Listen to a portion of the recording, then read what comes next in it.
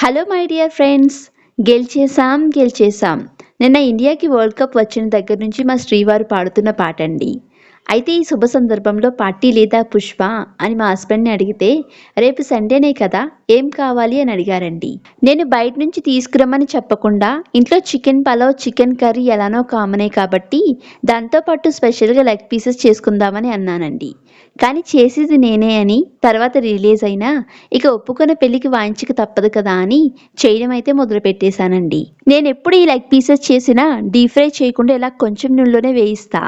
ఇలా చేస్తే ఆయిల్ తక్కువే అవుతుంది, కానీ ఇలా చేయాలంటే చాలా పేషెన్స్ ఉండాలండి బాబు. అటు ఇటు 2 సైడ్లతో పాటు ముక్క మొదలు కూడా బాగా ఉడికేలా వేపాలండి. ఈ ప్రాసెస్ చేయడానికి నాకు 50 నిమిషాలు టైం పట్టింది. చికెన్ పలావ్ చికెన్తో పాటు ఈ లెగ్ పీసెస్ తింటూ ఉంటే వంటగదిలో పడిన కష్టమంతా మర్చిపోయానండి. వీడియో నచ్చితే లైక్ చేసి మా ఛానల్ని సబ్స్క్రైబ్ చేసుకోండి.